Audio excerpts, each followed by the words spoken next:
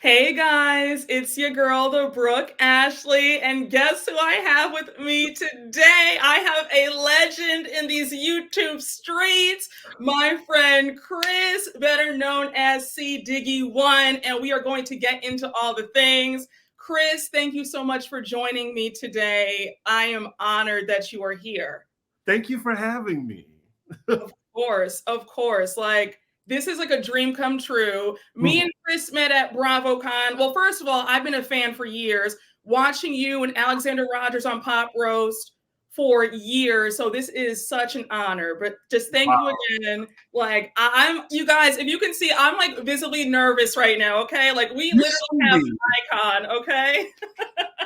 I am flattered. I am not a legend. I only have my little 14,000 subscribers. I'm just trying to get, trying to get up to your level. So Oh, please. This is like literally, I'm so blessed. I'm so thankful. I'm so appreciative that you could spend a few minutes here today. But yeah. thank you. I wanted to start it off by getting into Married to Medicine. Yeah.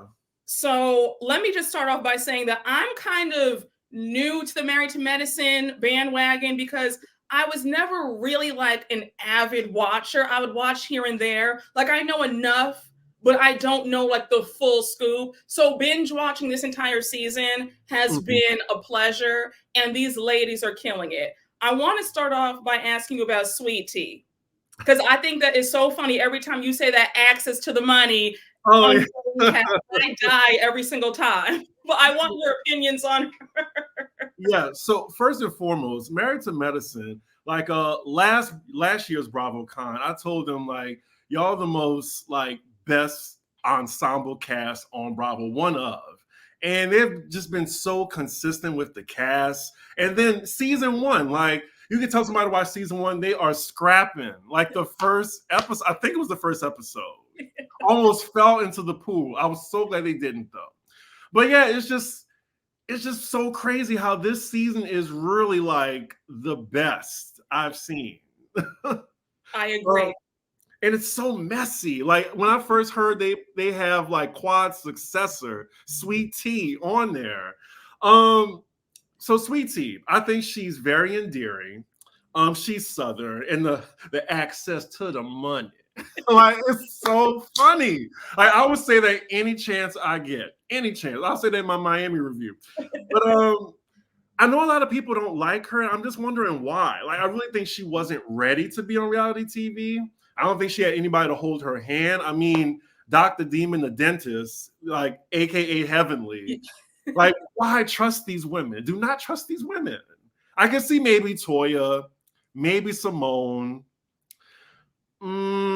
Jackie's been under Heavenly's thumb, and this has been like it annoys me that Dr. Jackie and Dr. Simone like they were like this until like the whole Buffy, you're infertile. Like that's what really like broke them apart, and that's when Jackie got with Heavenly. I mean, I'm glad they're still cool, but their friendship isn't the same going forward.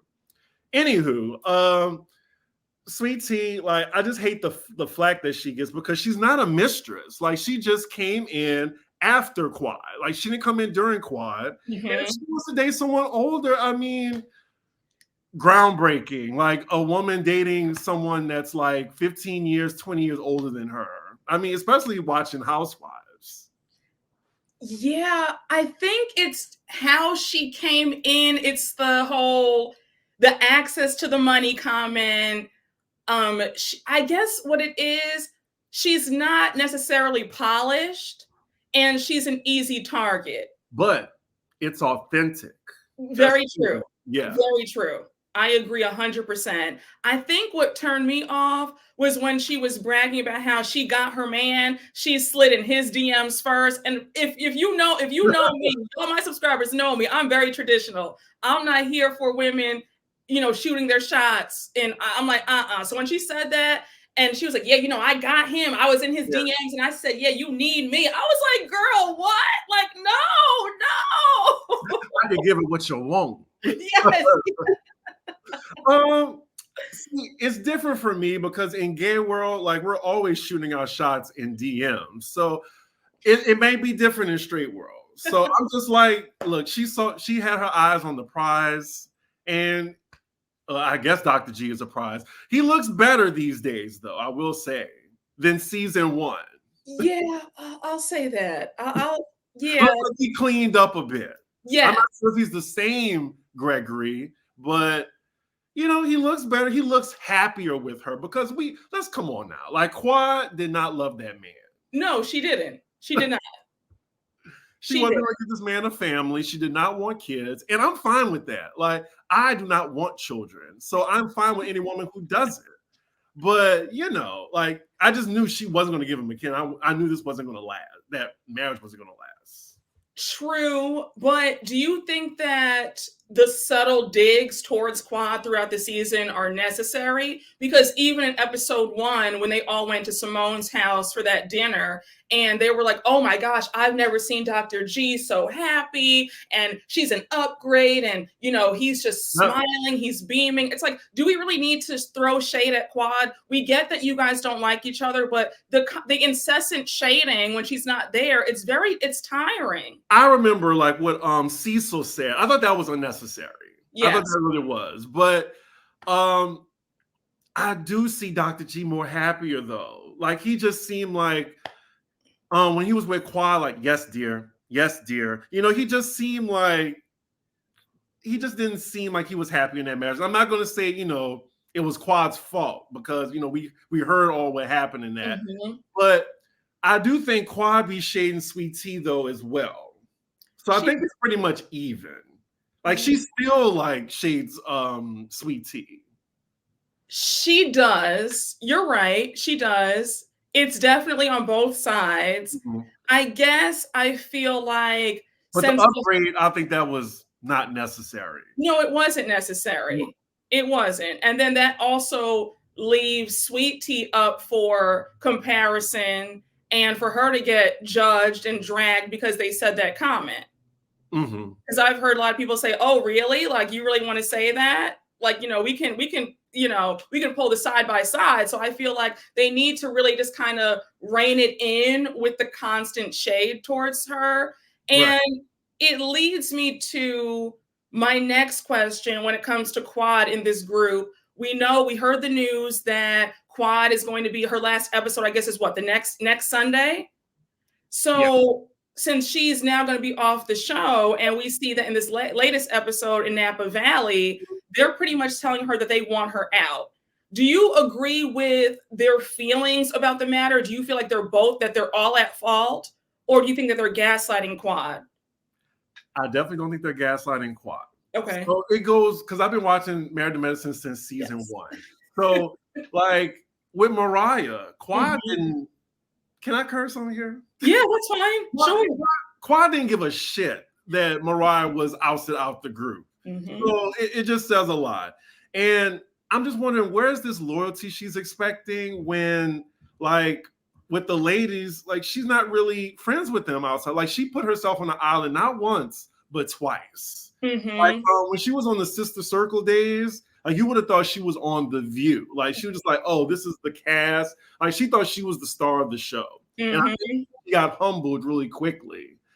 I think the ladies do have an argument there. Like, I just feel like it's very one-sided on the friendship. I think when the cameras go down, like, Quad doesn't hang with any of them. Like, you got to make some effort to have a relationship with somebody. Or else, like, you're going to be on the island, and if nobody wants to film with you, then it is what it is. Now, Toya, she has absolutely every right. I know people can't stand Toya, but Toya last season, that's what gave me respect for her, because she got it coming at like from 4 different people. Like Heavenly, the chick from last season that was talking about mortgage. Well, Anila as well. And then Heavenly. So, and then accusing Toya for like theft, like home theft. I thought that was just really low, as well as sleeping with somebody in the neighborhood. Like, they really came at Toya last season. So I get it. And then at the resurrection, Quad had the chance to say, like, just, I apologize. But there was no apology. None. No accountability. And I think that's her, like, Achilles heel. Like just take accountability for something. And I like Quad for the show, but he just doesn't take accountability. I agree. I think that rewatching the episodes for this season and seeing that with Quad, she's always the victim. It's always this attitude of this woe is me, and the haters are out to get me. And I'm not saying that she doesn't have haters. I'm not trying to diminish her feelings, but it can't be that everybody's against you all the time.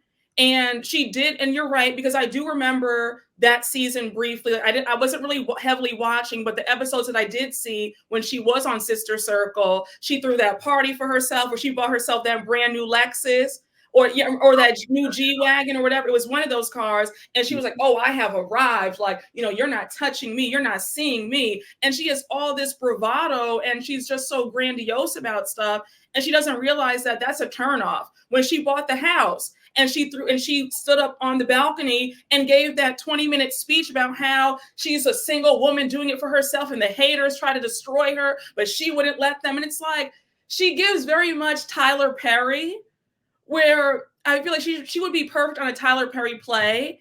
And and like Toya said, I'm tired of the theatrics. I want to hear a real apology. And now I feel like at certain points, some of the women I feel could have been more supportive when she did divorce Dr. G, and it came out that he was horrible to her and he was doing all these horrible things to her. I feel like they didn't rally around her the way they rallied for Simone and Cecil when they wanted to get a divorce that season. So I do understand Quad's points on that. But like you said, off camera, when the season isn't filming, she makes no effort. And it can't be a one-sided thing. So yeah, I do agree. Yeah, and they rallied around Jackie and her thing with Curtis. Ooh, yes, I forgot about that too. Now I want to ask, what's this whole deal with Curtis always being in the Dominican Republic? Right? I was like, wait, where is Curtis? I see most of the husbands, and one time Curtis come is for the bachelor party. Yes. I noticed that. I definitely noticed that. And I'm like, with his history, and then you hear the stories about people going to the DR, not for a vacation, for some other things.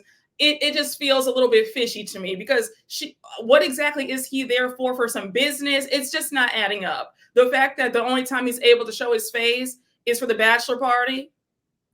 I don't think he wants to be on camera. True. Like wants to participate. Maybe Jackie doesn't want him on camera either. I can see that. Maybe. I don't know. I could see. I mean, that is a possibility. I do want to get into Phaedra, and I feel like, now for me personally, I didn't like Phaedra when she was on Atlanta. I thought that she was rude. I thought that she didn't give anybody a fair chance. She was always shading everybody. I didn't really feel like she really brought that much. And the way she did Candy, that just left such a sour taste in my mouth. I don't love her on Married to Medicine. I don't think that she's bringing that much. And I feel like she could have been a friend of the show, honestly, because we're not learning more about her. She was secretive on Housewives. She's secretive now.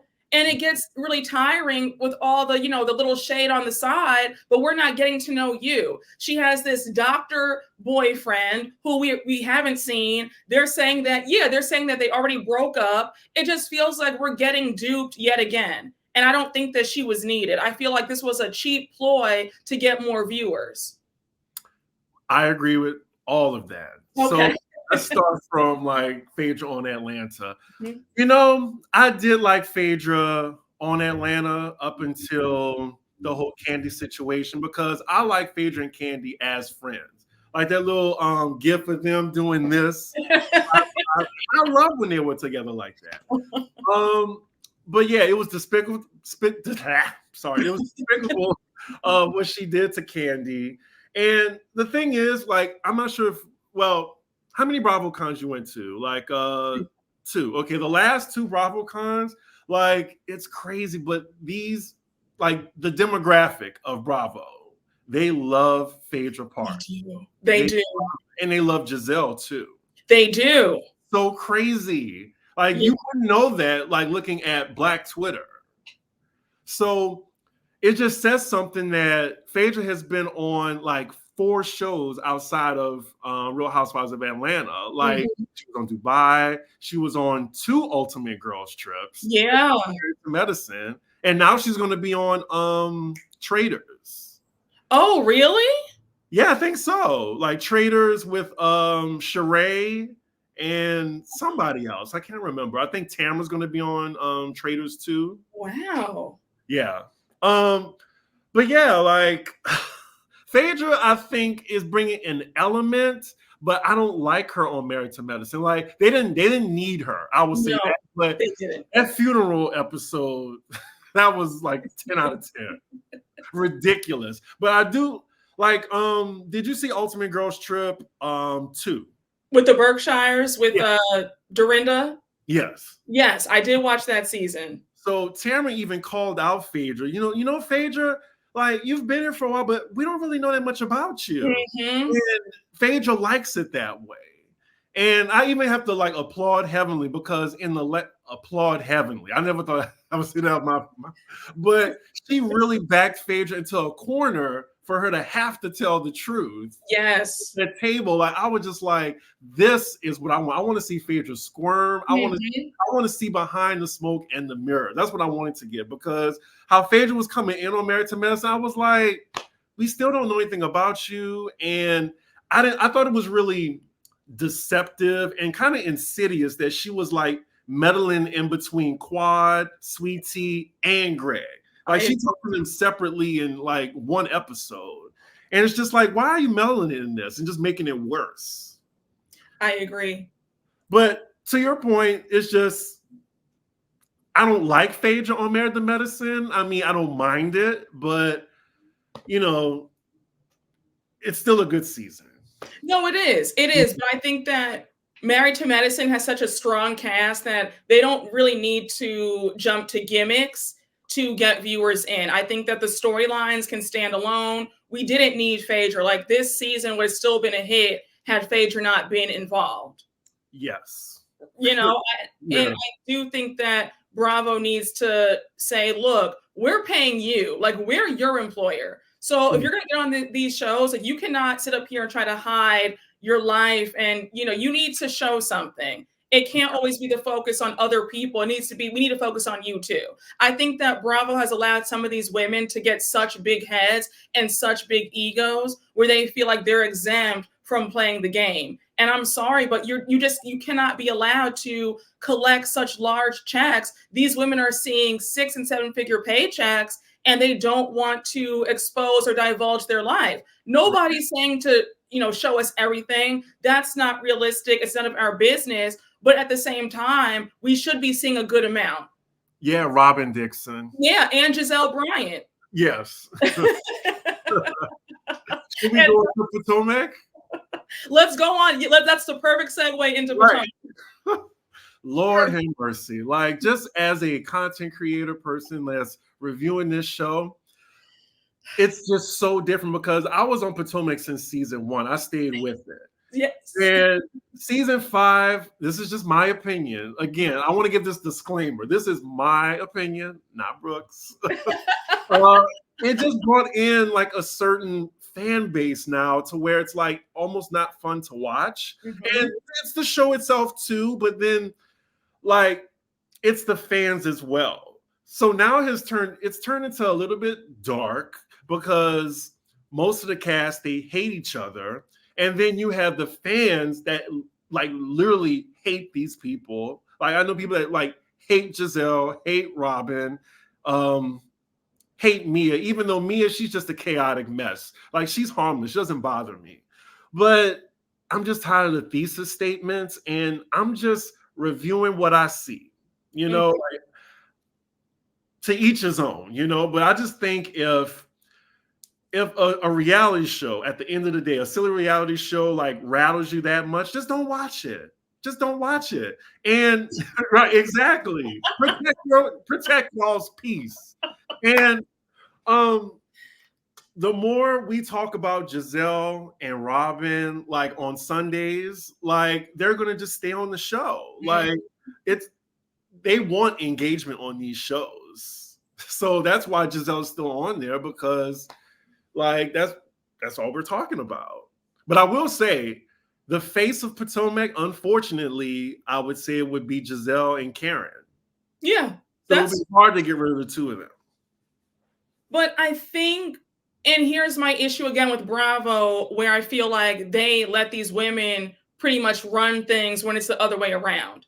I think that there needs to be this clause or just this understanding that no one person is bigger than the show. And that, yes, you might be the face of it per se, but we can still let you go.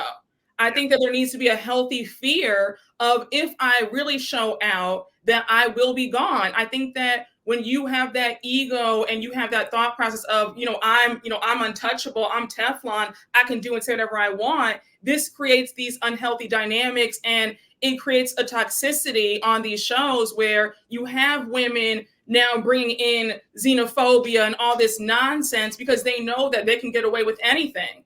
So I feel like it's like the network's fault at times, because you've allowed these people to get such big heads. Because I can assure you that if they had a healthy fear of they might get fired from what they're doing, this whole stuff would have stopped. We wouldn't have had what happened last season. That wouldn't have happened. The stuff, they would have stopped this stuff after season 5. The fact that things have gotten progressively worse, and that's saying something, because season 5 was so awful that for me to be saying, well, I have to tap out in season 8, I never thought I would see the day. Like there's something wrong. I don't know, maybe.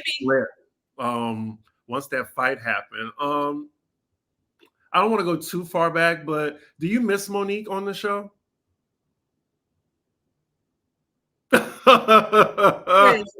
Chris, you're asking me this, really? Yeah. You know where I stand with that whole, you know who I sided with. Now, let me just preface this. Before that fight, I was a big Monique fan. But when I realized that her story wasn't adding up, she wasn't telling the truth about what really happened, we saw it play out, and then there was no remorse and no apology. I had to say, shout out to everybody, I have fun. So so after that, I was done with Monique. Now, I'm aware, my whole thing is this. It's one thing to not like Candace, that's fine. I'm not saying that you have to like her, but my whole thing is, I just want folks to acknowledge that she wasn't wrong. Like, what happened to her should not have happened to her. I agree with that. You know what I'm saying? And if we're gonna go by this logic of, it's talk, get hit, then why is Ashley Darby walking around unscathed? Because the stuff that she's pulled since season 1 has been so harmful to everybody. I mean, she sat up there and said that Monique, her best friend, was an alcoholic. And yes. And she walked away unscathed. So for everybody to say, oh, well, Candace deserved that. It's like, no. You're obviously a new Potomac watcher, because if you've been watching since the beginning, you would know that what happened in season 1, Ashley Darby has always been at the center of mess, and her mouth is reckless. Yes. Sorry. Candace's mouth is reckless too. Like, the thing is, I'm not a fan of Candace, but I do love her for the show. I even liked her. I think she came in season 3. Like, she was feisty. She didn't let those green-eyed bandits like bully her. I loved it. And I just hate how I think it was Giselle and Robin's fault that fight happened in the first place. Yeah. Like, it was outside forces that made that happen. Because I really wish that Monique and Candace would have settled it or whatever. But it just didn't happen. Like, I really hate that Candace had to go to the cops. Like, I think she really wanted Monique in jail. Yeah, I would have too. You don't get to go upside my head and assault me like that. And come on. I know, yeah. Yeah. But it's just, they were both wrong in my opinion. Maybe one side was more wrong than the other, but I feel like Candace, there was a little bit antagonized, just a little bit. No? But Chris, here's my thing though, right? On these shows, we watch it for the back and forth and for the shade. Right. Candace was doing her job. She didn't, you know what I'm saying? It wasn't like she hit her first. My whole thing is, you sign up for shade. I feel like Monique was embarrassed because she got bested in that argument, Mhm. and she couldn't compete with Candace's wit at that farm. And Mhm. she just lost her temper. She felt embarrassed because Giselle was laughing. She was laughing with what Candace was saying. And we all know that Monique has always wanted to be friends with Giselle. So that was like a dagger to her ego. And she resulted into acting like a crazy person and throwing hands when that wasn't needed. And you notice that, like, Monique wanted to be friends with Giselle. Yes. Wendy wanted to be friends with Yes. Giselle, and then Candace, like, she keep going back to being friends with like Robin and Giselle, mostly Robin, but like, I just see the common denominator here. That's all. Yeah.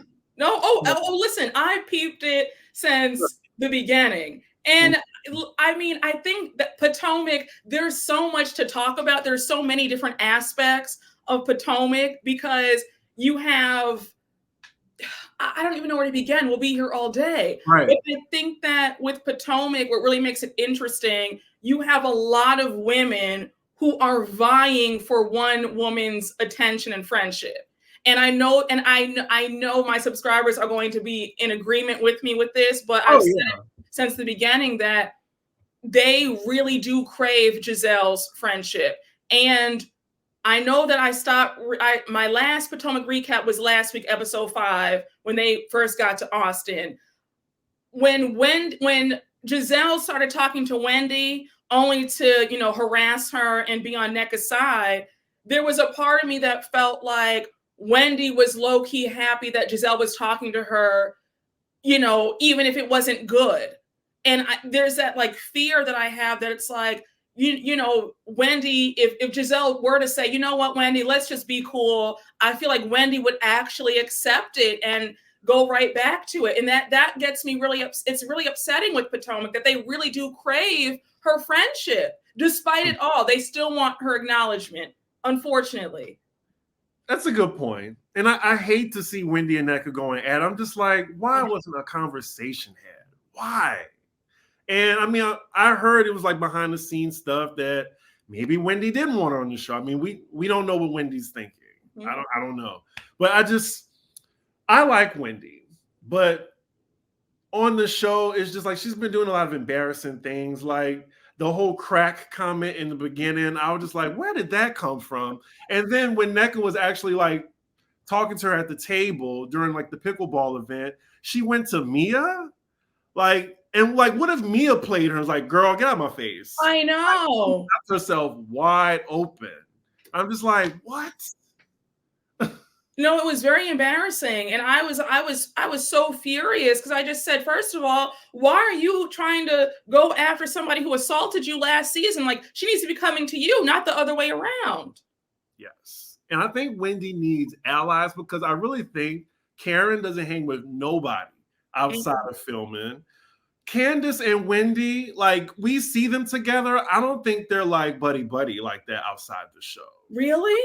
I think Candace and Robin were closer than Candace and Wendy. Mm-hmm. And I mean, maybe they're cool now, but just for some reason, I just didn't see Candace and Wendy like hanging like that outside of the show. Like they had an alliance, like an understood alliance, but I think outside the show, I really never seen them together like that. The only reason why I feel like they've gotten closer now because I remember she graduated from Howard with her MBA last Oh season. yeah. She threw that graduation party, and then she had Wendy was there and a few other people. But I remember like her and Wendy were just like really like super close in the pictures. So that's the only reason why I equated that to them being super close. But you could be right. I mean, like more so like Wendy in the beginning of the seasons, like up until last season, I think they got a little bit closer. But before that, like I feel like Candace was more cooler with Robin and Ashley. Yes. So.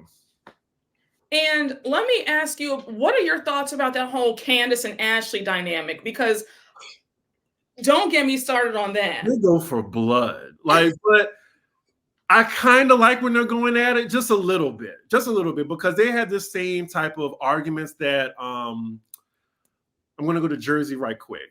Like the ones that Margaret and Jennifer had, like they be going for the white meat. So, like, sometimes I like when Candace and Ashley go at it. Sometimes. But I feel like sometimes, and I'm probably on an island here, but I think Candace takes it a little bit too far sometimes. Sometimes. Really? I'm probably the only person that thinks that I still stand by. I thought the whole your dwindling uterus, I just thought that was just so like unnecessary. Like, even if we hate Giselle, like I just wouldn't stoop to that. Like, that's just like saying like a cancer patient, like talking about whatever. Like, that's like going super low. I think Candace is smarter than that to have to go for the uterus. Yes. I might be, just my opinion. No, I'm here for all of it. I love a good, healthy discourse. Like, please, Yeah. no, me and my subscribers, they'll be like, no, Brooke, I don't agree to the no. So I love it. Yeah, it would be fun if we agreed on everything. No, it wouldn't be fun. Oh no, not at all. And also, I love the fact that you aren't a huge Candace. Well, you don't like her. I watch your recaps. Like, no, I don't like Candace, and you always make the cracks about her singing career. Yeah, she's cosplaying as a singer. She's the first lady of City Winery. You see, see, Chris, this is where you like break my heart. This is where I'm like sad, like, but it's okay though. But it is okay. Some BravoCon tea. Yes. Did I tell you, like right after, like during the Potomac panel, when Alex asked his question to Mia about like, you're going to get your story straight this season. Yes. So right after the panel, like a producer came up to us and he was just like, oh, we're just looking for people like who are familiar with Potomac just to say like what they like about the show, whatever. Can you meet us like in like 15 minutes? Mm-hmm. Okay, we go there. Did you know this story? Alex told me you guys went to the media room. Yes. With Giselle. Right, exactly. So then like before we went in, we ran into Karen and they introduced us to Karen, but I've already met her like twice. So I think that was the first time meeting Alex. So then we get into the room and they're asking us all these questions and then like, who we like. And then they asked us about Giselle. And I'm just so glad, Alex kept it down to like a 3. Because I'm like, the goal is to be on Bravo at some point. But he was just like, yeah, what she does is, we were just throwing some light shades. Of course. So then when she came in, I did not expect that at all. They got us. They really got us. And it didn't come out yet, thankfully, because we were going back and forth. I shaded Giselle to her face, about her house. But I did shade Candace too. Okay. to Giselle. And it was just like, oh my God, I just know if the fans saw that, I'm just like, oh my God. I will say, she is a character on the show, and I try to separate that. I do not know this woman, so I can't really be mean to her in real life. Like, I really don't like it when like Bravo fans go up there and try to curse people out or something. I know. I didn't like that. Yeah, I don't like that either. But yeah, I think Giselle is the most endearing when she's with her kids or whatever, and I told her that, like those scenes. But you know what you do, girl. You know what you're doing. So that's my thing. But it hasn't aired. I don't think it will air, but it's fine. Really? It was quite the we have a photo of it. Because I think they were surprising people because I guess Karen surprised somebody before us. Oh, nice. Yeah. So I'm not sure if they're going to air it, but so far they air it. Release the footages. Right. Immediately. Yeah, it's back there with the Beyonce's visuals and the Put in the Love Song video. So,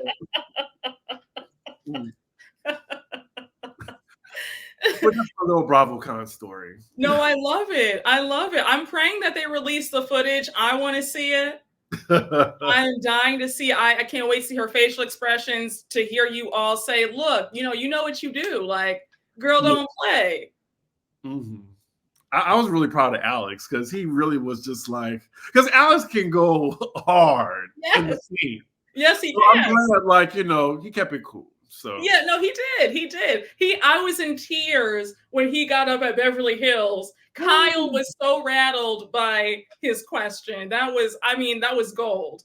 yes. That was gold. But just to quickly close out Potomac, I Mhm. do want to get your final thoughts on this season because you're still recapping. With me, I have put Potomac on a cute little timeout right now until they can get it together. But what do you think? Are you disappointed? Is it okay? Like, I'm definitely disappointed, and it's just wrong road again. And I'm gonna stick through it because I'm a completionist. I just have to. mhm.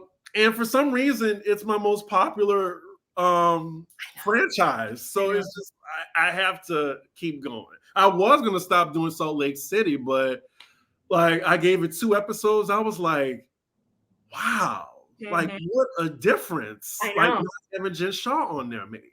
Oh, I know. I mean, it's like a completely new cast. It's a new world.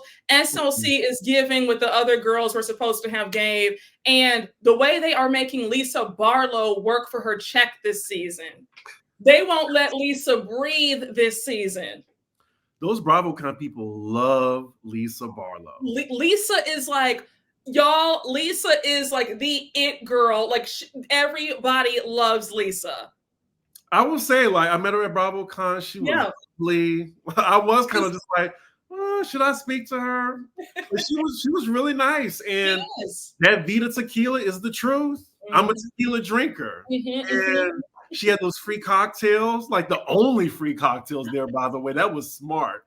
And that big ass Wendy's sponsorship she Yeah. had, I was like, okay, Miss Barlow. Mhm. So yeah, I'm enjoying this season. Shockingly, and it's like no Whitney and Heather arguments. Like at first, it wasn't any Whitney and Heather arguments. Now they're about to argue again. I'm just like, okay, we Mhm. need to wrap that up because we had a whole season as well as Girls Trip. I'm tired of it. But Monica, she really came in swinging. She did. Now, Monica, for me, I think that while she is great for the show, Monica irks me so bad. And I think things took a turn for me when she tried to get on Lisa Barlow about being materialistic. And I just said, now, girl, how can you say that she's materialistic when you ran out to Louis Vuitton yourself and bought a bag that you can't afford just to keep up with her and everybody else? So it's like, you're not really making sense. And ever since then, I'm like, yeah, Monica, she just really irks my spirit, but I will not deny her that she is really making everybody work. And she has several storylines to choose from. Yeah. The one with her mom though, I try to fast forward it because it can be triggering for some people, and sometimes it just makes me uncomfortable seeing someone talk to their mom like that. Just personally for me, even though I'm pretty sure we don't know what's going on Mm-hmm. in their life. I mean, that's why I said in my review, I was like, the difference is when Monica's arguing with a castmate, we see the beginning, the middle, and the end of it, like how it got to that point. I don't know Monica's like with her mom. So she's cussing her out and making her walk home and stuff like that. I don't know. And it's hard for me to judge on that. So I don't Mm-hmm. really like to review it. Well, that part. I But agree. and I wish let me see what I want to say. Because I like Monica. She followed me after I gave her a compliment, like she's really like shaking things up. But I didn't like either how she went at Lisa because I'm like, the whole cast is materialistic. Exactly. Right. And this whole like, don't be giving props to Jen Shaw. Like it says something to whoever's friends with Jen Shaw, because birds of a feather still. Exactly. I still think low key, I don't know. Like I was still side-eyeing Monica when that ring was gone. Oh, I'm just saying, like, because she's still in her humble beginnings era. I'm shocked she's on the show, but I get it. She has nothing to lose at this point now. everything to gain. Yeah, Everything to the gain. cast is icing her out. So I don't know how that's gonna work. I think her storyline next season is going to be her against everybody else. and we're gonna see her trying to reach out to everybody one on one. Now, I don't know again how that's going to work, like you said, because Heather made it known in her latest interview that she is not filming with Monica under any circumstances. Right. And if they're all on Heather's side, that is going to pose a problem. I mean, maybe she could put her foot down like Candy. Yeah, but I guess she has Mary to film with because her and Mary are friends. They have a really great dynamic. It's so weird. It is. Like, I love to see them together. Mary is almost normal when she's with Monica. Like, she's really like just, okay. She's kind of funny. I understand what's going on. You know I don't like Mary Cosby. I'm not sure. I can't stand her. She's very like she has her moments when she's funny, but I don't really care for her too much either. I think that she's very rude. That episode when they were at Lisa's après ski party, and she was so nasty to the employee, and she was like, "Oh, you can't wrap up my food to go," and he was like, "Well, ma'am, I don't want to touch your food with my hands," and she was like, "You're lazy. Like that's unacceptable." It's like, don't do that. That's just so rude. Anybody who's ever worked in a service industry job, especially in the restaurant industry, like that really was triggering. I was so irritated. I said, "Girl, how dare you?" Right. How dare you? And the fact that she's a bigot, in my opinion. No, she is. She is. I still can't believe, a lot of Black people ride for Mary, and I'm just like, I don't care. Like, that 7-Eleven comment, then the whole, I think the yellow skin and slanted eyes comment, and then she did it again with the cartel comment she made too. Yep. I was like, she gets passes for this, and I get it. Like, Jenny the racist win. Like, I'm glad she's off the show, but that still didn't absolve Mary from the things that she said.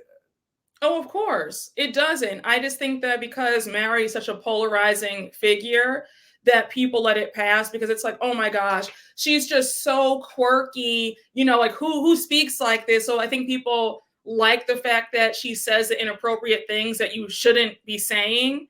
I think that's why she gets a pass, because it's like, well, obviously, that's just Mary. Like, she gets a pass for being quirky. And then being on the bus and not like having to participate, I didn't like that. Like McDonald's, and I really think Bravo is just exploiting her. I do too. Like, okay, you're going to be a clown for the check, fine. But my foot is always going to be on her neck every episode. I don't think she's going to be in any more episodes this season. Oh, really? Because I think it ends after the trip. I want to say. Yes, it definitely does. I think somebody 3 weeks left. Okay. Somebody was telling me that the finale is going to end while they're still on the trip. I could see that. I could see that too. That'll be a first. We've never seen that before because they always come back and then we have 2 more episodes, then it's the finale. I'm trying to think. But no, they might not. Because I got to go through my Rolodex of all the franchises I've seen. Yeah, you're right. Right? Yeah. Yeah, we've never seen that happen. So that'll be a first. I will say with the reunion looks, Mary is like a candidate for best dress. I was like, did she get a stylist? I agree. She looked great. I was like, wow. That's her best look. Best look. Because those wigs. Oof. All plopped on her head. They're right. I think the only person who got her on that is Katie Ross. Yeah. And Ashley Darby. Remember when she had Miss Sheila's Shake and Go wig that one season that plopped on her head. Oh, Sheila. There's just something about Sheila. She's an endearing scammer. And Ashley's learned all her tricks from Sheila. Let's get off of Miss Sheila because I don't want to say something I shouldn't say.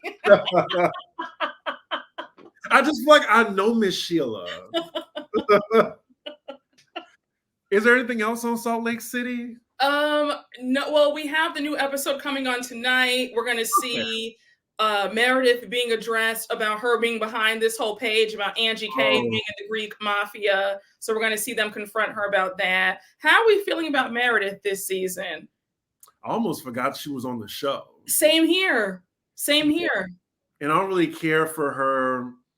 I don't care for her family too much. Like, her son is annoying. I'm so glad he's not on the show like he was the first 2 seasons. I was uncomfortable by that.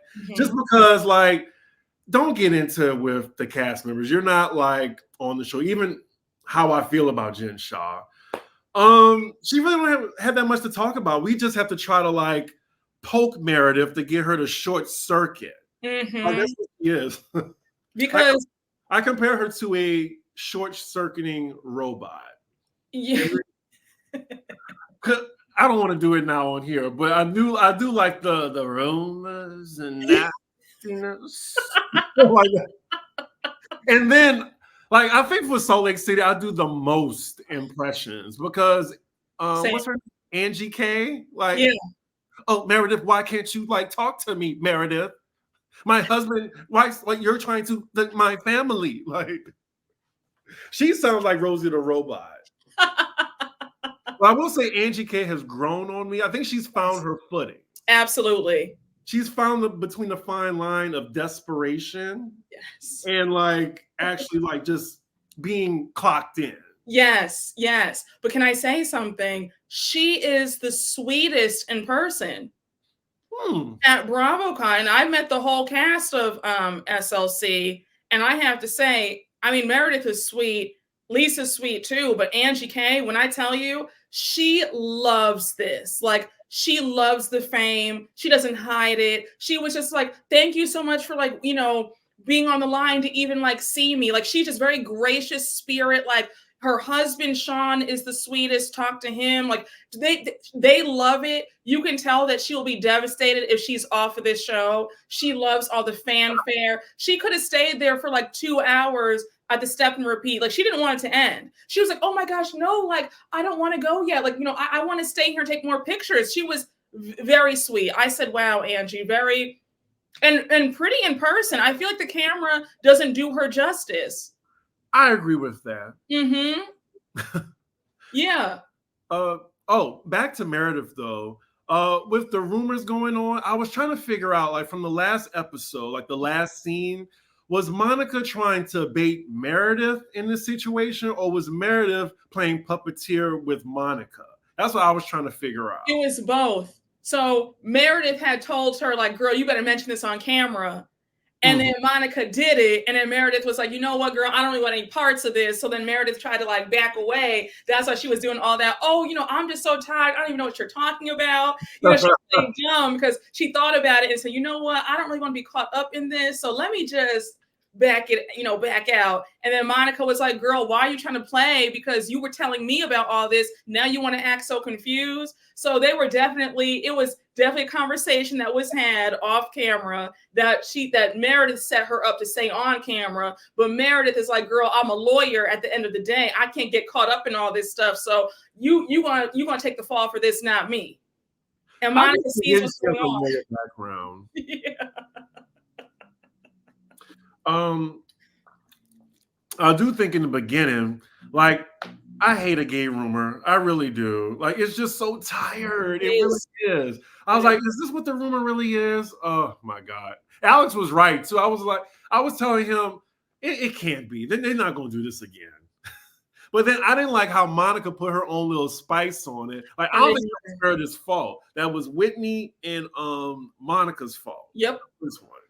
So. I agree. And then Monica lied about it too, because remember, she said, oh no, I just said that there were rumors about your husband. I didn't say anything about him sleeping with other men. And they rolled the tapes back and she's like, yeah, and his boyfriend say that he's great in bed too. I said, girl, look at you sitting up here lying. Look at you. That's going to be a good reunion. It is. It is. How many parts do you think it's going to be? 3 or 4? Definitely not 4. I think it's going to be 2. Really? I really felt this season was the season that they were put on notice. Like, this has to be a good season, or we're cutting the cord. Of course. I don't know. They got married now. It might be 3, but I'm hoping it's 2 just for review purposes. Same. No, same here. Same.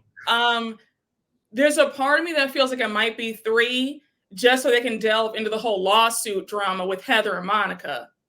Because once Salt Lake City goes off, we're going into Jersey because that's going to be next year. I think it's going to be either late January or February.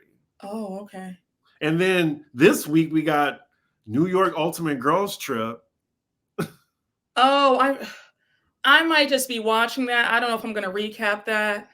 I know. I kind of just want to watch it for my enjoyment. Yeah, same here. I don't always want to have to like write notes and think in the comments. Like, you know what I'm saying? It can be a lot sometimes. I like to like zone out and just watch the show and just think, I can tweet about it, a few tweets, but then to, get the camera on and it's a whole thing. It's a whole to do.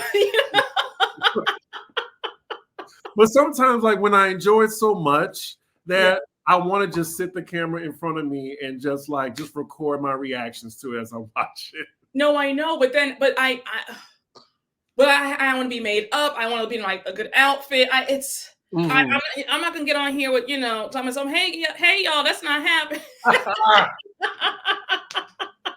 Look, I've been. You know what? It really helps me sometimes. Now we just going behind the scenes stuff, y'all. I'm not just gonna leave it. But sometimes, like when I had to do that 3-episode review, I took an edible, and I was just like, you know what?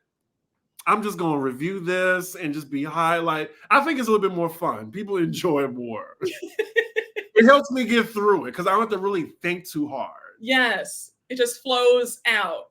Yeah, and I have I love a fast forward. Yes, you do. Some people be getting mad at me. I'm like, really? I'm like, this isn't worth talking about. No, I understand, but like, and you know what? I feel like I need to be more like you and other creators who are like, I'm not talking about that because I feel an obligation to talk about every single thing. If I do a double or a triple recap, I tell everybody up front. I say, oh no, I'm not going over everything. I got 3 episodes. I'm not trying to be here all day. We're talking about the main points. But when I do like a singular recap, there's this like, I feel like I don't want to like cheat everybody because what if somebody wanted to talk about that scene? What if it really is boring? I'm going to skip it. Right. But I get it. I get it. Because there's so many times I was like, I don't want to talk about this part. This part was so boring to me. But then the times that I have skipped stuff, they said, oh, Brooke, you missed that. You didn't talk about that. I was waiting for that. And I'm like, and you know me, I do a long review. So I'm like, I gave you 50 minutes and you're, Look, I try to keep a single review. I try to keep it between 18 to 22 minutes. Oh, no. I want to know, what is the secret? I'm just spewing out stuff. I feel like I am just running my mouth. That's fine. You're right. Everybody has their own, zhuzh on it. Very true. It's crazy. I can look at just other people's perspective. Like, shout out to you. Shout out to Erica De Niro. I love her. I do too. Shout out to the diva. Shout out to the diva. I enjoy her so much as I'm like washing dishes or in my kitchen. It's because I love a good long review sometimes. Yes. Because it helps me to get through what I'm doing and I don't even be paying attention to it. Yes. So shout out to the long review. Yes, shout out. Yes, because we give you a nice, I want you to be comfortable, get a snack, pour up some wine. You have your meals right there. I want it to be a whole production. But I guess let's just move on to Beverly Hills. I've been dying to talk about them. Yeah, it's my favorite franchise since season 1. And I know everyone loved Atlanta in their heyday, but it was still number 2 for me because Beverly Hills just give you that type of dynasty drama the money, the access to the money. I will try to put that in anytime. But yeah, this season it's good. I'm enjoying it. That dinner party scene, that was great. Garcelle and Sutton have been working. I was mad at Garcelle her first season a little bit, but she's definitely found her footing on the show. When the other Black girl, I think Anne Marie, that's her name, she was like, For what? And then Giselle was like, not Giselle, Garcelle, like, her marriage. Like, what's with the ring? I was like, okay. We are moving this along. Like, I don't think Kyle knows how to handle someone else being a producer at the table. No, she can't. Because she used to do it all the time. It was her and LVP competing. Mm-hmm. I think Kyle has always had a chip on her shoulder that despite her being the OG, the viewers will always see LVP as the queen of the show. Oh, I know it kills her. She wants to be liked. Kyle really wants to be liked. Absolutely. I mean, at least Erica J, I'll give that to her. She don't care if she's liked.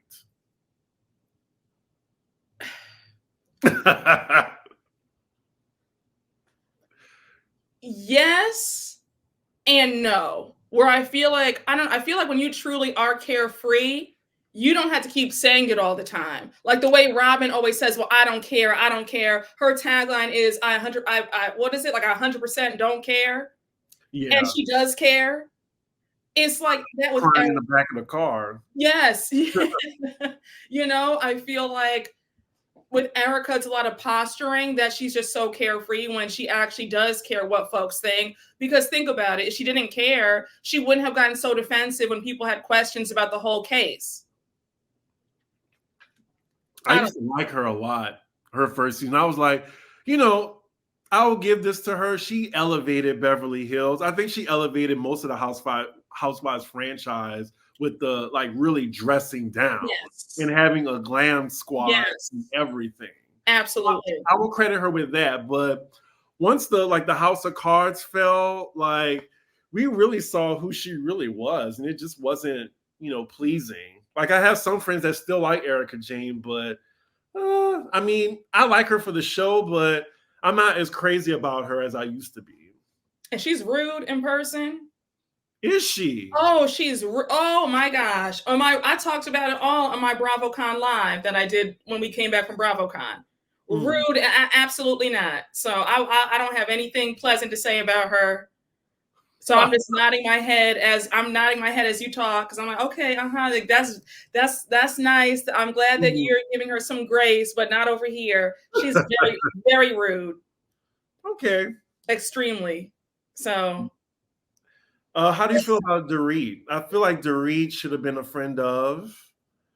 I don't want Crystal on the show. I don't either. I still don't understand. Like, please, can we get because I know she's filling a box. I mean, I'm just gonna say it.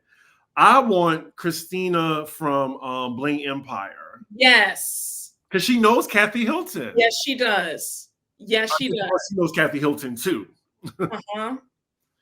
But hopefully Crystal pipes up or something because I don't understand how she's still on the show. She's coasting. Crystal has been coasting. And I don't think that Crystal is like mentally ready for this show. I think a lot of these women get in over their heads. And I think that Crystal, she's not a confrontational person. She doesn't have any witty reads. She's just not quick on her feet. She gets very rattled very easily. Like with Sutton, you could say the same about Sutton, but when Sutton gets activated, she gets activated. This season, she's like, you know what? I'm in my revenge era right now. I don't give a damn. You see her shading them left and right in that confessional. She's shading them to their faces. I'm here for it. And I'm like, we need to see that with Crystal. And we have yet to see anything. I agree. You know? Are they making the Anna Marie, are they making her full-time or they're still like putting her to the side because of the allegations with her husband? Because I heard that they don't have her on the title card yet. Oh, they still don't? Well, I didn't see the last episode though, so I didn't notice it. No, I think she does have a tagline. Oh, okay. So she's officially on the show. She's official. Okay, because I wasn't sure, like, is that fair? Like, if that, you know, allegations with her husband for her to take the brunt? Because look, with Erica, we could say the same thing what her husband did. She's still full-time. So I don't know. I guess with that whole thing, that situation, she's gonna have to really talk about that in depth at the reunion. That's going to be her only like saving grace. Right. I guess. But like how she handles that. But she's not handling it well though on social media, because she posted on Instagram like they always try to attack you or something. I'm like, girl, if you knew like I knew, you would be quiet. And you just be quiet. Shut your mouth. You've seen how this has played out with a lot of people, a lot of big celebrities. Keep your mouth shut. I wouldn't, if she were smart, she really wouldn't say anything, but she's not making it a good look for herself by like trying to clap back and post stuff on Instagram. I'm like, girl, your best bet is silence right now. Well, you know, at BravoCon, like she was talkative. She like, was. Motor mouth. Yes. I was like, wow, like, you know, we don't know you yet. Like, you know, let the other people talk. I mean, we got to see who you are first. She was giving her whole life story. She's like, oh my gosh, because you know, my husband told me this, and he said, you know what, Anne-Marie, go for it. And I'm, you know, it was like, they were like, okay, girl, like we want to talk to Kyle and Dorit and Garcelle. Like, girl, we don't even know. You come in at episode 6, sis. We're on episode 1, and here you are running your mouth. You mentioned the confessionals earlier, and I gotta say what Garcelle said about Dorit, I think that was the shadiest thing this year over all franchises. And I can't wait to see how she handles that in the reunion, because now Dorit's playing the woe is me card. She is. Because Andy asked her about, did you see Dorit on Watch What Happens Live? I saw it. That's why I was just like, oh God, here we go. Mm-hmm. Cut me deep. It really cut me. All right. Well, you know what? Oh, sorry to interrupt. What were you going to say? I was just going to say what I think happened is maybe Dorit thinks she was robbed, but you know, I don't know. I think it was orchestrated, but I just think Dorit didn't know that it was orchestrated. That's allegedly. Okay, I get what you're saying. Yeah, I mean, a lot of people, because remember those debts that they have, you know, PK's, that gambling up in Vegas, owning all those hotels, hundreds of thousands of dollars. Because Dorit was on the chopping block. She was. Like so close. And then once that robbery happened, like right back on the show. Full time. I really hope, but I just have to believe that nobody would be that desperate that they would pull a stunt like that. Like Justice Moyer? Well, this isn't Pop Roast. Oh, anyway. Anywho. No, I'm sorry. I wanted to go back to your point with Dorit about you think she should be a friend of the show. I think that Dorit is she is definitely more activated than she's been in seasons prior. Like, I remember Dorit on her first season. Yes. I mean, she was a villain I love to like hate. And then she just calmed down for a bit. And then we've just gotten like the fashion girl. Yes. And then now it's just like, okay, she's there. She's doing a bit more. I guess the conflict with Garcelle is always a topic. I just don't like Dorit. No, I don't either. I don't care for her. She's very irritating. I feel like Dorit is kind of one of those people where she kind of, I guess, has become like a staple on the show. Yeah, she has. So, like, I'm trying to compare her to somebody else on one of the shows where it's like, I could see them keeping her for quite some time before they let her go, because Dorit has just been such a mainstay. Maybe like Dolores on Jersey. Yes, like Dolores on Jersey. There's someone else that's on the tip of my tongue on another franchise. Atlanta, you think? No. Maybe like on OC. Like, who's like a state? OC. I don't watch OC. That's the only franchise I don't watch. Whoa, Chris, you need to get into OC. OC is phenomenal. Oh my gosh. Talk about some quality drama. Heather Dubrow, she's just amazing. That is my girl. Oh, she's fabulous. And the drama is just right. It's like the perfect amount. But yeah, no, OC has, you want to talk about a very underrated franchise, OC. Okay. Yeah. Give them a watch. Like there's 17 seasons in, start from like the first 3 seasons and then like work your way to like season 8 or 9 when Shannon joined the show and then go from there. But like, yeah, they're a good franchise. But yeah. Also, can I just say, like, we're gonna go back to Crystal just for a bit. Please. Just something just don't sit well with me about her husband. Do you get that? With their marriage? Just something about him just seems, I don't know, just something there. I'll say this. Just how he met Crystal. Like, I just feel like there's just something there. That he just seems like a creep. Let's just say that. I'm not gonna say it, but he just something off about him. Cause what? She was 19, 20 and he was 41 when they met? Yeah. Yeah. And she didn't have no problem. Like, I don't know. It's just something weird about him. That's all. You know, I know exactly what you're saying, but I also feel like I don't see any chemistry between them. Right. Let's just say I wouldn't be surprised if a story came out. Mm-hmm. That's all. Mm-hmm. No, I get what you're saying. Yeah. I'm reading between the lines. Yeah. I think we're on the same page. I'm trying to think who else is on the. I think we got everybody on the cast, right? We did. Now, what do you think about Kyle and Morgan Wade and their friendship? Like, if they're so close, like, where has she been? Because we've been following Kyle for 13 seasons, and you just met this girl. You met her on socials, I guess, and it kind of mirrors, like, because I watched Selling Sunset too, and it kind of mirrors what Chrishell is like with her, I guess her wife now. Like, just where did this come from? It just feels, I don't know. Like, I applaud Kyle, but if it's not true, then stop like fanning the flames, you know, with the whole like you made a music video with her, making out with her, but there's nothing going on. She got a tattoo of K on her, but there's nothing going on. Like, what is it? And I know it looks like Dorit's a little jealous.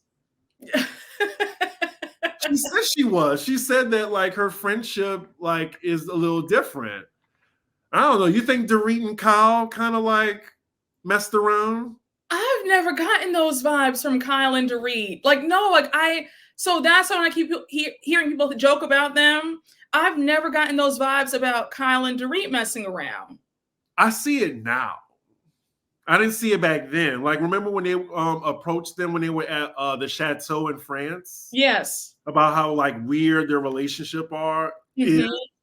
I didn't see it then, but I just see it now. Like, I wouldn't be surprised. I might have to rewatch that episode then.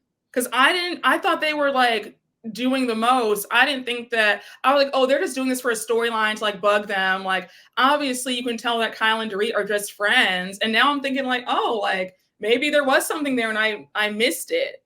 Well, remember when Kyle was like close to tears, like arguing with Erica, and Erica's like, it's strange. The relationship is strange. Yes, yes. So yeah, like that part. I think with Kyle and Morgan and now Dorit like questioning this whole thing, I think that Kyle is being vague on purpose and she loves all this attention. Like, oh my gosh, you know, I'm not going to say it like, are we or aren't we? But it's so clear that there is something going on because when they're getting those tattoos, she was so giddy, like body language does not lie. Like she was like giddy, like a schoolgirl around Morgan. The flirtation and the like, it was, you know. You know what I think was going on with Kyle and Mauricio? Like they're both experiencing midlife crisis at the same time. Mm-hmm. And that's what's like really testing their marriage. I agree. Because it looks like they're living separate lives. Oh, for sure. For sure. It's definitely separate. He's always traveling, opening up new offices around the world. She wants to stay in. She's sober now. She's not on that type of time.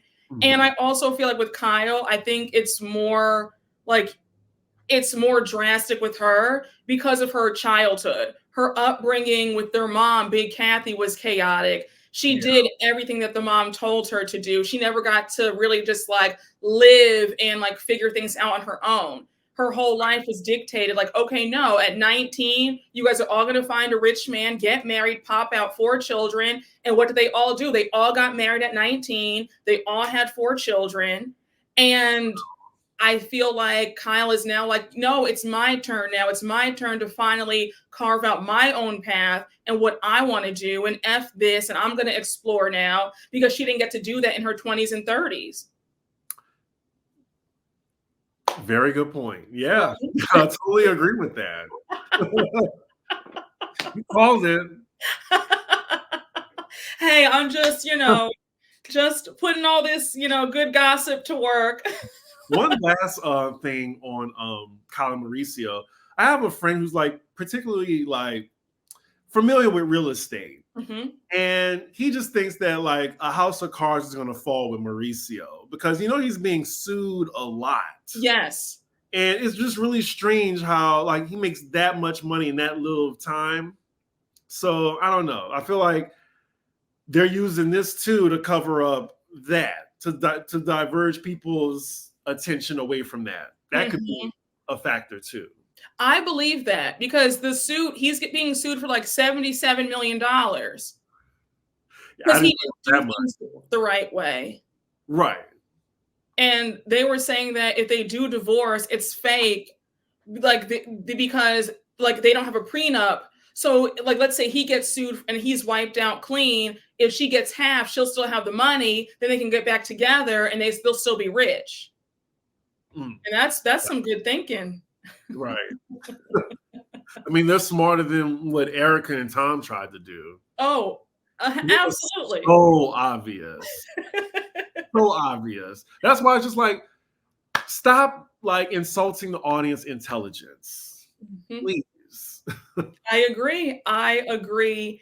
And since we're on the topic of money and money problems and wealth and drama, I do want to close it out by talking about Miami, another criminally underrated franchise. How are we feeling about the Miami ladies? I'm enjoying it this season, but I don't know. It's kind of just being lost in the shuffle for me because, I mean, just as a reviewer, I'm usually like, okay, I'll get to it. Like when on Peacock, it was almost like must see, especially with the whole Lenny thing. Yep. And now like Lisa and Lenny, of course I'm on Lisa's side, but I think it's kind of overkill. Yes. To the point where like she can't stop talking about it. And then to her new man, I absolutely despise Larsa. Like absolutely despise her right now. I don't really know what I can do, like what she can do for me to like her again. Because I always try to start with clean slates, but it's disgusting, like the whole Gertie thing, like, and how she told everybody. Oh, I hated that so much. Alexia, Cuban Teresa. That's what I call her all the time. She's exactly like Teresa, and I cannot stand Teresa. I know, same. So many people love Teresa, and it's just mind-boggling to me. Dr. Nicole is my number one. I love her. I love her dynamic with her husband. I just think what they have is just so progressive. I think she's progressive. I love progressive women. Yes. What else? I think she really like ever after the whole mirror thing, that's when I was just like, I'm a fan. Gertie, like I've caught myself crying like on my last review. I was just like, let me edit this out. When she found out, whatever, like you really feel it, Yeah. Like, why am I crying during this reality show? So yeah, I love to see Gertie's story. I feel like Julia has found her footing on the show. Really? Yeah, like she be coming for people now. And then like in the last episode, she was trying to develop a friendship with Alexia, and then she noticed how Alexia is kind of like, because we know Alexia is ignorant. No, she is. And with the whole, like, she has to ask her husband, does she have to share a room? Can she share a room with Julie? She said that more on one occasions. And she was like, does she think just because I'm gay, I can't control my impulses or something? Like, I just thought that was interesting too. And I'm on her side with that. And I'm pretty sure she's going to call her out on it. Now, Chris, I do want to ask you about that because if in my recap, when I watched that episode, mind you, I don't like Alexia. I didn't view it that way. Maybe it's because I viewed it as, remember, since the show has been on, every time they travel, her and Marisol, they always share a room. It's been like that since the beginning. So I viewed that as, oh, well, obviously I'm going to be with Marisol because that's always who I room with and share a bed with. And also, it would be a bit strange if Alexia and Julia were roommates because they're not close at all. They're just now developing a friendship. And you wouldn't go from 0 to 100. Like, I thought that it was kind of weird on Julia's part to keep asking her about sharing a bed because they're just now getting cool. And then also think about the dynamics in the group. Gertie and Nicole are best friends. Lisa and Larsa are best friends. Adriana and Marisol, Adriana and Julia are best friends. So if Julia and Alexia together, then that would mean that Marisol and Adriana would room together, and they hate each other. So that would kind of ruin the whole flow of the thing if they did become roommates. So that's why I was just like, I didn't view it as she was being homophobic. No, I'm not negating the fact that Alexia is ignorant, and there probably was some of that in there. But on first look, I was looking at it as, oh, well, Julia, why would she room with you? Because you guys are just now getting close. And then that would mean that Adriana and Marisol would have to room together. And that's not happening because they hate each other. So I thought that's how I looked at it. So your reasons are absolutely valid. You bring up a really good point. Yeah. But I think it was just the phrase she kept saying, like more on one occasions, like, I need permission from Todd. Yes. And I'm just like, that's just so weird.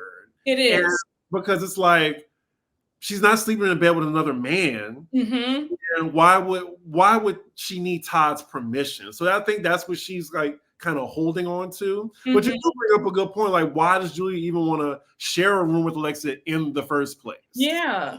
But I would think Alexia should have just said, well, there's Marisol. She's my bestie. We always do this, kind of like a Sonia and Ramona situation. Yeah. But yeah, that's the only thing that kind of stood out to me. I was like, oh, you know what? She brings up a good point. Like, why does she keep bringing up her husband's permission? Yeah, no, that is strange. And Alexia is the type to say, like put her foot in her mouth when it comes to stuff like that, because she did it. I think it was when it came back. I think it was season 4. Mm-hmm. She said like she was misgendering a trans woman and saying that's a guy. That's a guy. And I'm sure like she's not transphobic, but she's just ignorant because she doesn't hang around, I'm pretty sure, people that are open-minded. Let's just say that. Yes. No, I agree. I think I agree with your points, but I guess off of first look, I was just kind of like, well, Julia, like this doesn't really. Yeah, that didn't even come to my head. Like, why does she want to room with Alexia when she always rooms with Adriana? And I'm pretty sure, Kiki's still in the mix. I know we forget sometimes. But she's I'm sure she can room with Marisol, and I don't think Lisa anymore. Yeah, no. At it now. I really hope Kiki gets a little bit more depth this season, because I mean, yeah, it's cute, like, with the sex jokes and stuff, but I just feel like Kiki's more than that. Mm-hmm. Like, I feel like she's more interesting than that. She has the potential to be more interesting. Yeah, I agree. I want to get more into her backstory, because we know that she was engaged and that ended. It got broken on. She's a daughter from that relationship. It's like, I want to hear more about her being a mom and like, her dating life and stuff like that. I just feel like they give her such she's almost like the jester in a way, like always making this silly joke. Yeah.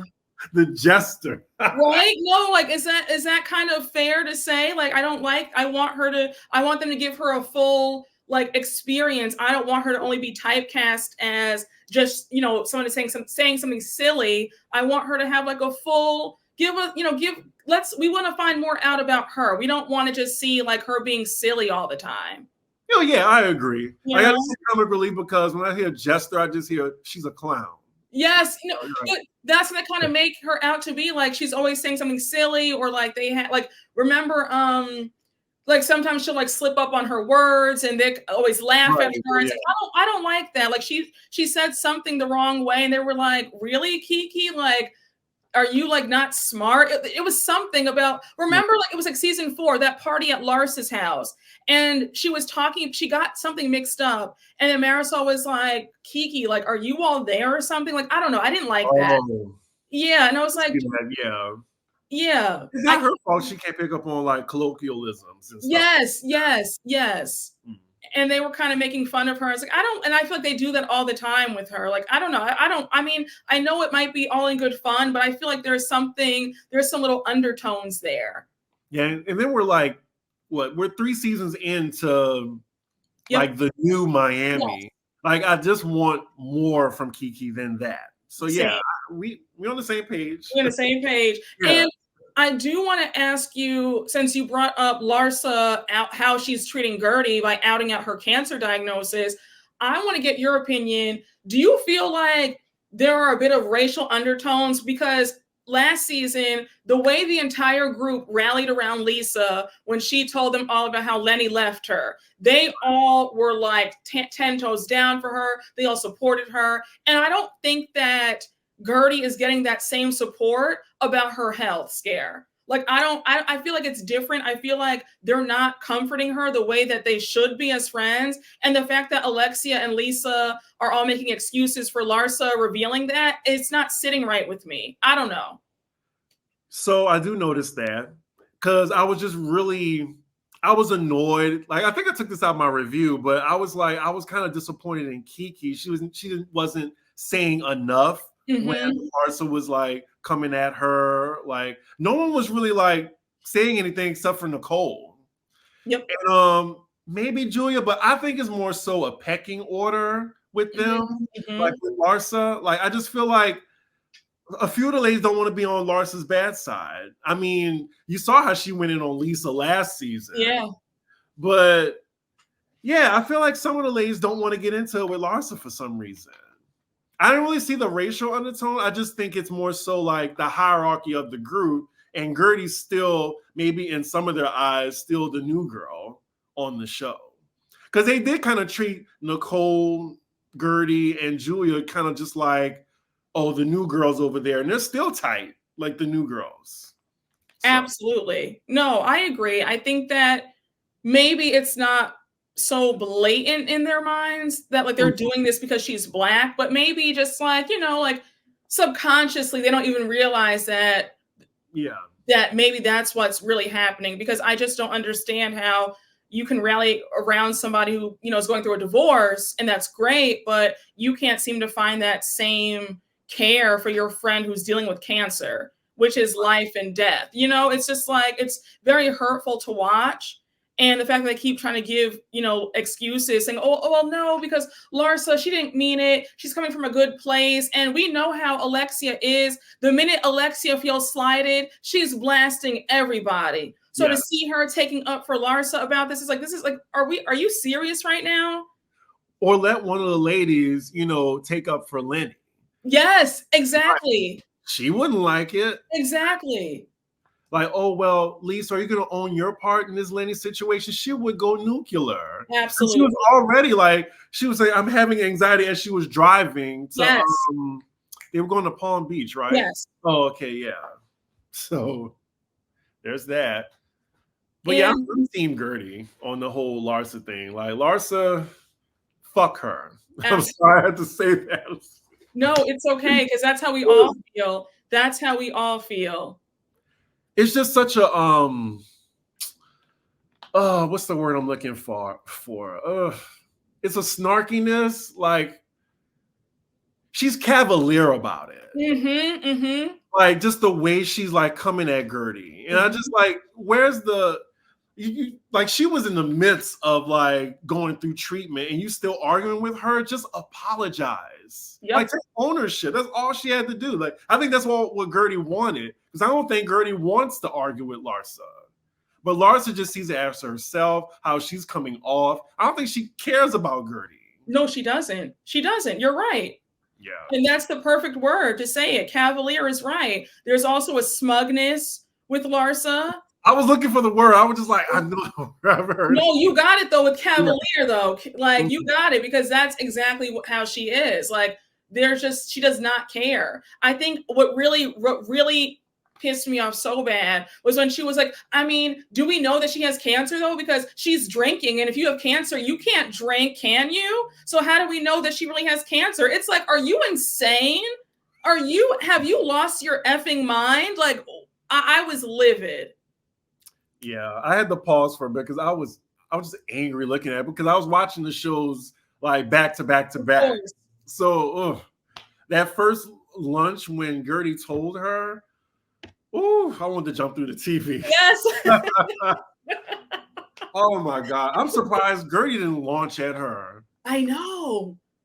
Gertie's too calm, in my opinion. I feel like Gertie needs to have some more. And also, I can't stand Larsa's relationship with Michael Jordan's son. That's his name to me, Michael Jordan's son. And she doesn't like, I haven't seen in the past, I want to say almost 3 episodes, her without him. Like she bring him to everything. She wanted to bring him on the trip. I know. Look, she want access to the money. She like, and I'm like, I thought there wasn't any.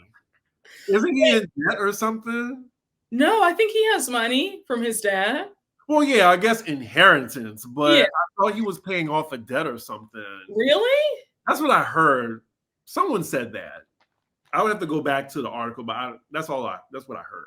Oh. No, I feel like Michael Jordan would not let his kids like, you know, and then also Juanita, she got a huge divorce settlement for Michael. She got over $150 million. So she's sitting pretty. I doubt that either one of them would let their 3 kids suffer like that. That's true. You know? But I just don't like seeing him like in every scene. He kind of reminds me of Tyler Perry, but he even sounds like Tyler Perry. Go back and look. Like he looks like Tyler Perry. I am screaming. I will say this though. He is very nice in person. He is very nice in person. He was there. I did see him. I walked right past Larsa. Because look, I had nothing nice to say. And it's the same thing with Candace. Like I looked at her from afar. Me and Candace have been in so many rooms together. I ignore her. Oh, but you know what? But Chris, though, but why? I'm sure she's a lovely person outside the show, but I just feel like I'm being fake if I'll be like, in her face. Like I took a picture with Robin and Giselle, yes, but I feel they know what they're doing. Like they're playing characters. I think that's how Candace is sometimes. And I'm just like, but I feel like they come for her though. Like not to like rehash season 5, but I do feel I'm fully on Candace's side when it comes to Giselle. Always. Because I think Candace is in the right. I'm just saying I'm trying to think. Because this season, she hasn't done anything. No, she hasn't. I'm fine with that. But last season, I just didn't like how she was coming at, what was it? It was something. I don't even want to get back to Potomac. Don't. We left Potomac 45 minutes ago. Let's just leave it in the past. No, but I understand. But Larsa, I told her to her face, I said, Larsa, why are you being so mean to Dr. Nicole? And she was like, I'm not mean. Like, this is before we saw, the next few episodes of how he's treating Gertie. I mentioned last season, I was like, you were so mean to Dr. Nicole last season. Like, why? And she was like, I'm not mean. And you can tell that she's not used to people like really like saying how they feel, I guess. But I mean, I'm not rude about it. I said it in a joking way. I'm very friendly. I was like, hey, Larsa. I was like, why are you so mean to Dr. Nicole? Like, she's like, I'm not mean. And I was like, Larsa, you kind of were. And she was like, no, but like there's stuff that you don't see because of editing. And I noticed that these women love to bring up editing every time they're like called out. It's like, stop blaming editing, please. She can be like last season, she was so flippant with Nicole. Yes. Like, and I think she thought she was better than Nicole too. Absolutely. I'm just like, how did you get there? Like, what? Oh, she just puts people to sleep. And what do you do, sis? What do you do? I'll wait. Right? Selling feet pics. I mean, I don't know. Like, I guess I'm glad that they're getting along, but yeah, I still don't see it for Larsa. No, oh, absolutely not. And I do want to ask you, what do you think about Alexia's rebrand? I think it's failing. I always see her for who she is. Yes. Like she's very egotistic. She's a narcissist. Yes, I agree. She had to keep reminding Adriana it's her birthday and that sprinter. I don't really like it when Adriana's being ganged up on by Marisol and Adriana. I mean, Marisol and Alexia. Because they started that. And then they were gaslighting her. Like, how did you expect her to react? Like, she caught y'all talking about her. So, what other rebrand? Like, because I think the only time Alexia is endearing is with her son.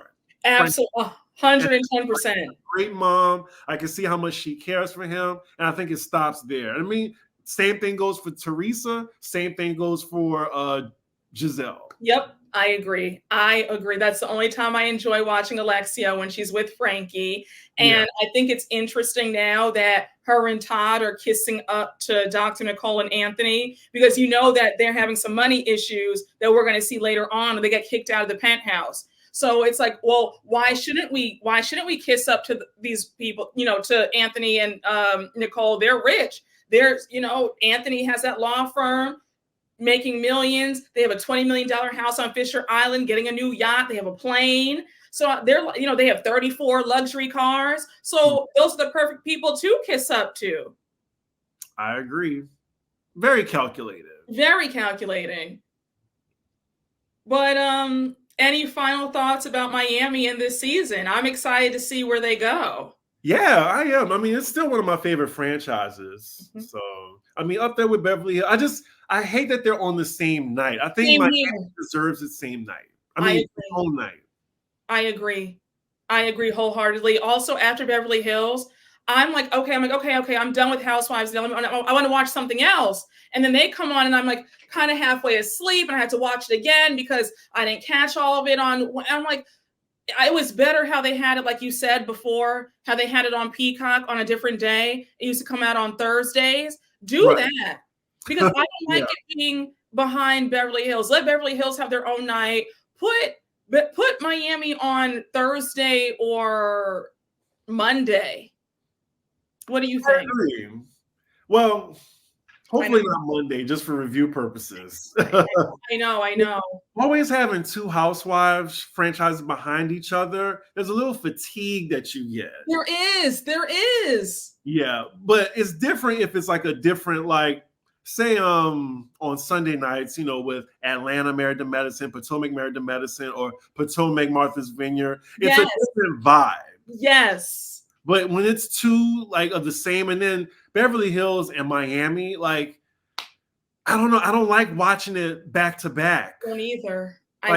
That's why I'm always behind on Miami, because I'm just like, let me just watch it later. Yep. And then I'm catch myself being 2-3 episodes behind. I know, it's hard. It's a good show.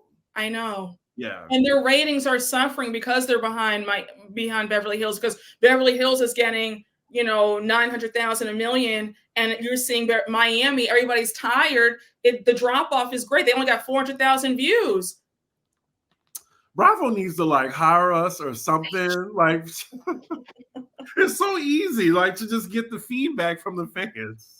And also, I don't think that we need to have 4 franchises at the same time. It's a lot. I feel like I'm always, every day, I'm like, not to complain, I'm very grateful and I'm blessed, but I'm like, okay, it's enough. Like I can't 4 and then Married to Medicine, and it's too much. I've been praying for like a week break. Same Like, here. I was so happy. I think when Salt Lake City skipped a week, Same here. I was like, oh my God, I could catch up. Because like I feel like Sundays are where I could get my day off. Monday I'm busy. Tuesday I'm doing my Basketball Wives reviews. I think I'm one of the only reviewers still. Basketball Wives is having a good season, by the way. Really? It's good now. And then it's almost like nostalgic seeing Jen and Evelyn being friends again. I know we got a wig snatch too. The thing is, you got to turn your brain off sometimes. And it's so easy with Basketball Wives. I can fast forward so much because they don't be talking about really nothing. Okay. Until the actual like conflict happens. Got it. But you have so many OGs on the show now to where like there's not that much filler. Okay. Because you got Jackie, Evelyn, Jen, and Brooke. Brooke Bailey. Yeah, Brooke Bailey, yeah. So yeah, it's been good. I know, right? Because how are I'm you managing off of it, but it's actually a good season. Well, keep watching for me. Watch me in spirit. I refuse to give Basketball Wives a view. That's fine. I can't do any of the Carlos King shows. Oh, I know. Love and Marriage. I've just never got into it. Even the one when Monique was on there, because I was like, oh, Monique is on here. Maybe I'll give it a watch. Couldn't get into it. It was horrible. I heard. It was horrible. And she let it be known on that show that she did not want him at all. Oh, yeah. I was surprised by that. Really? Well, I didn't keep up with their marriage like after she left. But I was like, damn, I just didn't see this on Potomac, like how much they would, be going at it. So like now I'm not surprised that they're, that they got divorced. Mm-hmm. Well, she said little things about how she wasn't that happy on Potomac. If you go back and watch, she was saying little things all along about how tough marriage is, and they were kind of like, well, girl, how tough is it? You're only like, what, 4 or 5 years in? You should still be kind of like in the honeymoon stage a little bit. She's like, oh, no, we get into fights. And I said, yeah, now we know how you are when you fight. So I'm sure it's a mess. Yeah. I'm sure then the way she was going back and forth with his mom, yeah. I know his mom is happy. Oh, she is like... mom never liked her. I know. Well, the backstory about that. The backstory about... when season 5 came on and everybody came out the woodwork with this tea about what really happened and how she got him. Because remember, when they met, he was engaged to his college sweetheart, and her nickname is Big Mobile because he's from Mobile, Alabama. So he was engaged to Big Mobile, and then here comes Monique walking around. She's only 19. He's like, what, 28, 29? And she said, oh, can I be your personal assistant? And then all of a sudden, the next thing you know, Big Mobile's at the picture and Monique is in the big house with that ring on her finger. This is the first time I'm hearing that. Yeah, it was a whole thing. Somebody from Chris's hometown had the whole story on Reddit, and a mess, a mess. I did not know that. Mm-hmm. Okay, wow. So that's probably why there's tension between the mom and her, because she was like, girl, like who are you? Like, because allegedly the family loved his ex-fiance, like they just love, and then all of a sudden it's like, hey, surprise. And you're like, wait, what? So did she have like what, 3 kids for him? Yeah. 4? 3. 3, yeah. 2 boys, 1 girl, yeah. Yep. Wow. Well, Chris, anything else about Miami? No, I think we've exhausted Miami. I think we have. I'm looking forward to this season, though. I am too. Yeah. I can't wait to get into Alexia and Todd's money issues and them having to vacate this penthouse. Alexia needs some humbling. She does. She does. I agree with that wholeheartedly. But Let me just say, this has been such a pleasure. Yeah, like it was so fun. It was so fun. You are just, I want you to come back like every single week. Like you are phenomenal. Like thank you. I love to talk how like it's strange. I don't really have that many friends that like Housewives in real life. Oh, okay. So like when I can like this is one of the things I can talk ad nauseum about. Yes. This 90s and Sailor Moon. I can talk about those three things ad nauseum. Well, please let everybody know where they can find you. So first and foremost, I have my own YouTube channel where I do Housewives, Basketball Wives, and some other ratchet reality TV. C Diggy1 on YouTube. I would love to get the 15,000 subscribers. I'm really close. I do pop roast with Alexander Rogers on his channel. And also I have a Patreon where like I'm completely unfiltered and you have uncensored pop roast and I do extra reviews there. There's about at least 200 videos on there. So that's patreon.com/cdiggy1. Okay. And I'm on Instagram and Twitter too, cdiggy1, but you know, whatever. Well, thank you so much, Chris. This was just amazing. I had the best time. Like I could have talked even more about everything, but this was just phenomenal. I'm looking forward to cocktails in the city. Yes, I am too. Yes, let's do it. Yeah, we definitely have to set that up. I didn't get to say this. When I met her at BravoCon, y'all, she was so warm to me. So warm, because like I love the camaraderie between like Black YouTubers, and you were just so welcoming and I just really appreciate that. Of course, Chris, and you too. You were so sweet as well. Thank you. Like the nicest. Like you and Alex are just so nice. Like everybody was just so sweet. Like I'm excited for next year's BravoCon. Yeah. And we have to do like a dinner or like we have to do like a whole thing after. But it's hard though, because it's a whole thing. Like you're just because it's work. Like it's work. It was like basically 3 9-hour days back to back. Yes. So but yes, I had a ball. I hope you had a good time. Yeah. And thank you again. Thank you. And y'all, that is our time tonight. I hope you guys enjoy. And you already know what to do. Please make sure to like, comment, and subscribe. And I will see you all later. Bye.